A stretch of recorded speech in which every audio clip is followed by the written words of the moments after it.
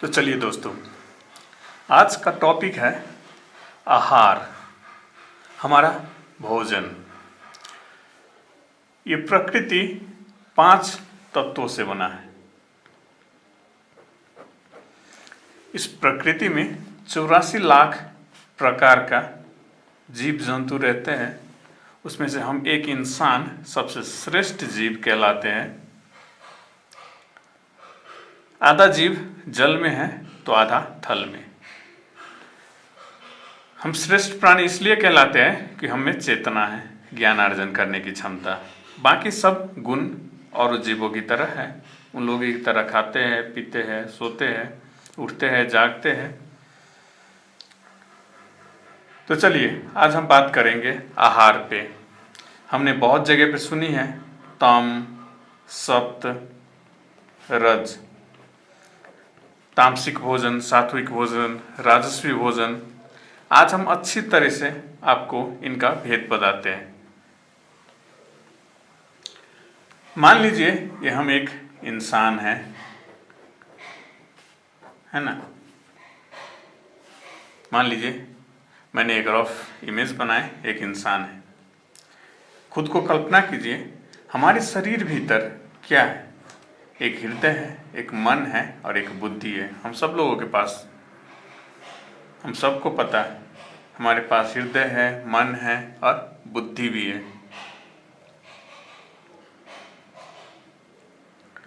तो ये हृदय, मन, बुद्धि इस संसार में अभी अप्रॉक्स 9.8 बिलियन पॉपुलेशन है। सबके पास एक हृदय है, एक मन है, एक बुद्धि है। सबकी अपनी अपनी एक अलग आइडेंटिटी है, अलग अस्तित्व है। सबका हृदय एक दूसरे से अलग है, सबका मन एक दूसरे से अलग है, सबका बुद्धि एक दूसरे के से अलग है। ऐसा क्यों? बनाने वाले ने तो हम लोगों के साथ शायद कोई भेदभाव नहीं किया है। हम सब लोगों का हृदय, मन, बुद्धि एक दूसरे से अलग है। कभी सोचा है आप लोगों ने ऐसा क्यों है? इस संसार में हम लोगों का मिनिमम रिक्वायरमेंट क्या है? Food and water. अगर ये 2 चीज हमें जीवन भर ना मिले तो हम मर जाएंगे। Primary requirement. हमारी सेकेंडरी रिक्वायरमेंट क्या है? Cloth and shelter. तन ढकने के लिए वस्त्र और एक शेल्टर, ठंडी, गर्मी, बारिश से बचने के लिए। इतना हो जाए तो जिंदगी भर इंसान आराम से जी सकता है, अन्य जीवों की तरह, क्योंकि उन लोगों की रिक्वायरमेंट भी इतना ही है। इससे ज़्यादा और सांसारिक वस्तुओं की रिक्वायरमेंट, पैसे की रिक्वायरमेंट, किसी न किसी वस्तु को पाने के लिए। अभी साइंस एंड टेक्नोलॉजी की ज़माना है तो और भी बहुत सारी रिक्वायरमेंट्स हैं। गाड़ियों की रिक्वायरमेंट्स, एरोप्लेन की रिक्वायरमेंट, हेलीकॉप्टर की रिक्वायरमेंट, ट्रांसपोर्टेशंस। किसी को डॉक्टर बनना है, इंजीनियर बनना है। So there are many requirements. These are minimum requirements. तो दोस्तों, हमारे हृदय, मन, बुद्धि पे क्या प्रभाव पड़ता है? जो जल हम पीते हैं वो हमारे हृदय, मन, बुद्धि पे प्रभाव नहीं पड़ता। संसार की सभी जीवें वही जल पीते हैं, इंसान सहित। जो हम कपड़े पहनते हैं, जिस घर में रहते हैं, जो वस्त्र हम पहनते हैं, वो भी हमारे हृदय, मन, बुद्धि पे प्रभाव नहीं पड़ता। शेल्टर, घर में रहते हैं, वो भी हमारे हृदय, मन, बुद्धि पे प्रभाव नहीं पड़ता। ये 3 वस्तुएं जो हमारे मिनिमम रिक्वायरमेंट्स में आता है, वाटर, क्लोथ और शेल्टर, ये हमारे हृदय, मन और बुद्धि पे तनिक भी प्रभाव नहीं डालता। फूड, आहार, सभी जीव 5 तत्वों से बना। जो हम भोजन करते हैं वो क्या करते हैं? जब हम 5 तत्वों से बने हैं, इंसान, अन्य जीव, जलचर, थलचर जीव, वो भी 5 तत्वों से ही बना है। कोई 2 तत्वों से, कोई 3 तत्वों से, कोई 4 तत्वों से। पेड़ पौधे भी इन्हीं 3-4 तत्वों से बना है। तो हम क्या करते हैं, इन्हीं पेड़ पौधे से भोजन मिलता है हमको, या अन्य जीवों को खाते हैं। जो वेजिटेरियन है वो पेड़ पौधे से ही उन लोगों को भोजन मिलता है। जो नॉन वेजिटेरियन है वो अन्य जीवों की मांस भी खाते हैं। तो ये हमारे हृदय मन बुद्धि पे प्रभाव पड़ता है। हम छोटे थे, थोड़ा बड़े हो गए, थोड़ा और बड़े हो गए, फिर धीरे धीरे बूढ़े होके मर गए। हमारा जन्म हुआ, थोड़ा बड़ा हुआ, बड़े हुए, फिर धीरे धीरे एक दिन मर गए। ये हमारी जीवन प्रक्रिया। ये जो हमारा शरीर बनता है, इन्हीं 5 तत्वों से जो हम भोजन करते हैं उसी भोजन से बनता है।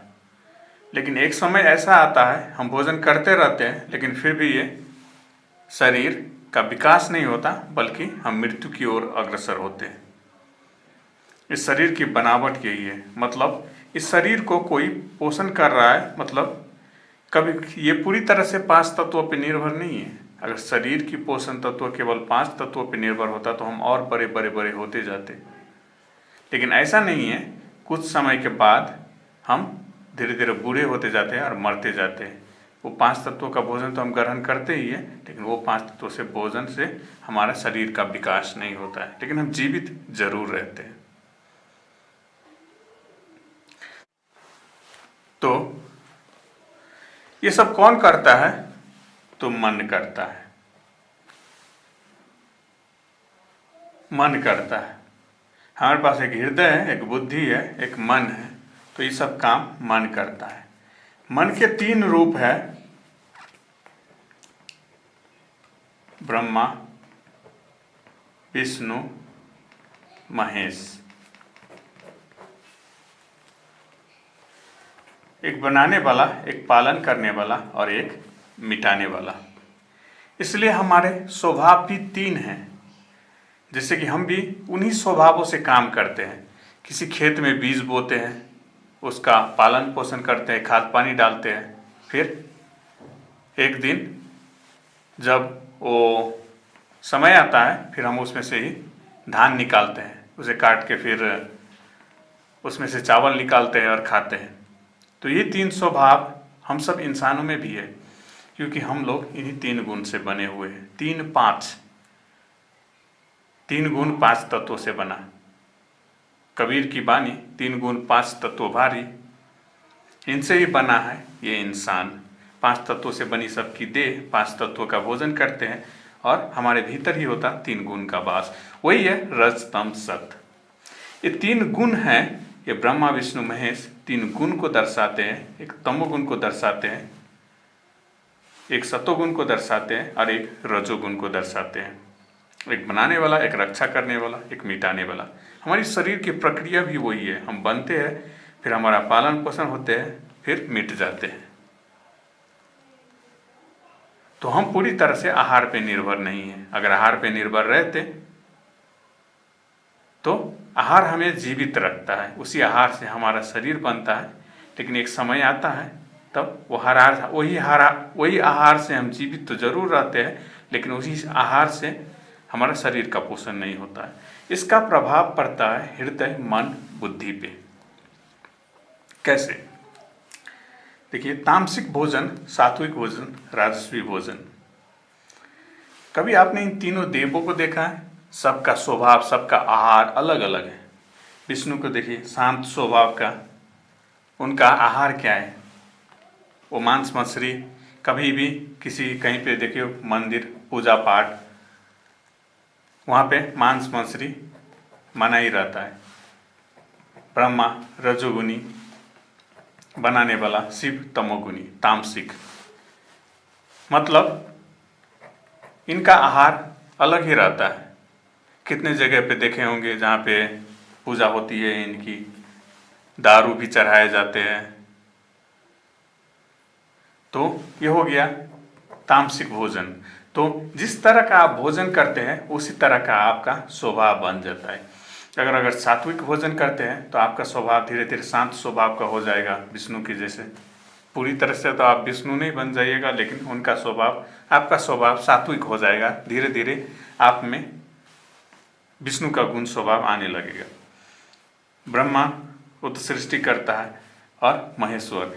अगर आप तामसिक भोजन करते हैं तो धीरे धीरे आप क्रोधी स्वभाव का, बहुत ज़्यादा चंचल और मन कभी स्थिर नहीं रहता है, कामी स्वभाव का बनते जाते हैं। तो यही है तो रज तम सत का भेद। ये देखिए 3।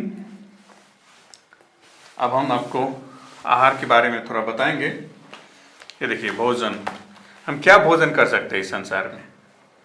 या तो अंकुरी भोजन करते हैं। अंकुरी भोजन किसे कहते हैं? जैसे आप चना को आप आज फूलने के लिए डाले, उसी में से अंकुर निकला, आप उसे खाते हैं।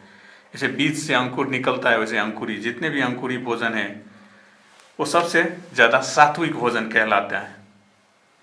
उससे मन बहुत ज़्यादा शांत स्वभाव का रहता है, क्योंकि आप जो भी भोजन करते हैं वो आपके शरीर के भीतर जाता है। पच के तो नीचे से निकल जाता है, लेकिन वो शरीर में जो भोजन में से जो न्यूट्रिशन निकलता है, आपने देखा होगा उसका केमिकल फार्मूला होता है, वो एक एनर्जी की तरह होता है। उससे केवल आपका शरीर ही नहीं का ही पोषण नहीं होता, शरीर ही नहीं बनता, बल्कि उसका प्रभाव आपके मन पे भी पड़ता है। असल में मन ही शरीर को पोषण देता है, शरीर को बनाता है, क्योंकि शरीर अपने आप में कुछ नहीं। अगर हृदय मन बुद्धि को शरीर से निकाल दो तो शरीर अपने आप में कुछ नहीं, एक मरा हुआ इंसान की तरह है। तो जैसे आत्मा, हृदय मन बुद्धि सब शरीर को छोड़ के चला जाता है तो शरीर बेजान हो जाता है, किसी काम का नहीं, वो मरा हुआ इंसान कहलाता है। तो जो आप खाते पीते हैं वो एनर्जी, वो भोजन एनर्जी में कन्वर्ट हो जाता है, मतलब न्यूट्रिशन निकलता है उससे। पच के तो नीचे से निकल गया, जो न्यूट्रिशन का बहुत ज़्यादा मॉलिक्यूलर फार्मूला होता है, मॉलिक्यूल्स एनर्जी में कन्वर्ट होता है। वही एनर्जी आपके भीतर फ्लो होता है, वही एनर्जी से आपका शरीर का भी पोषण होता है और आपका मन का स्वभाव भी बनता है। तो अंकुरी भोजन सबसे ज़्यादा सात्विक भोजन कहलाता है। सबसे शांत शीतल भोजन सात्विक भोजन कहलाता है। साधु संतों का भोजन, साधु संत लोग कितना शांत स्वभाव का होता है। संसार में सबसे ज़्यादा सुखी साधु संत रहता है, क्योंकि उन्हें इस संसार से कुछ लेना देना नहीं, केवल ईश्वर में लीन रहने वाले लोग। डेयरी प्रोडक्ट, ये भी सात्विक भोजन कहलाता है। वेजिटेबल्स, बहुत सारे ग्रीन वेजिटेबल्स खाते हैं आप मार्केट में, ये भी सात्विक भोजन कहलाता है। फ्रूट्स, आपका फ्रूट्स भी सात्विक भोजन में ही आता है। ग्रेन्स, राइस दाल व्हीट मेज मिलेट, ये भी सात्विक भोजन में आता है। आप तेल खाते हैं, whorls, seed whorls, flower whorls, ये भी सात्विक भोजन में आता है। तामसिक और राजस्विक भोजन में क्या आता है? सबसे ज़्यादा स्पाइसी चीज़, जैसे आप ओनियन, गार्लिक्स, जैसे कि मशरूम, ये सब थोड़ा डिके मटेरियल्स, डिके जहाँ पे सारा गला हुआ रहता है वहीं पे मशरूम फलता है। तो ओनियन, गार्लिक, बहुत सारे मसाला, स्पाइसी चीज़ सब खाने, ये राजसी और तामसिक भोजन। राजसी और तामसिक में ज़्यादा अंतर नहीं है। बनाने वाले राजसी ब्रह्मा और मिटाने वाला तामसिक शिव, मतलब बनाने वाले और तामसिक दोनों के भोजन में ज़्यादा अंतर नहीं है। देखिए garlics and others, non vegetarian fish meet and others, चाहे आप लैंड क्रिएचर्स, वाटर क्रिएचर्स, किसी भी जीव जंतु को मार के उसका भक्षण करते हैं तो वो राजसी और तामसिक भोजन कहलाता है। आपका स्वभाव, आपका प्रवृत्ति बदलता जाता है। Processed food, fermented food,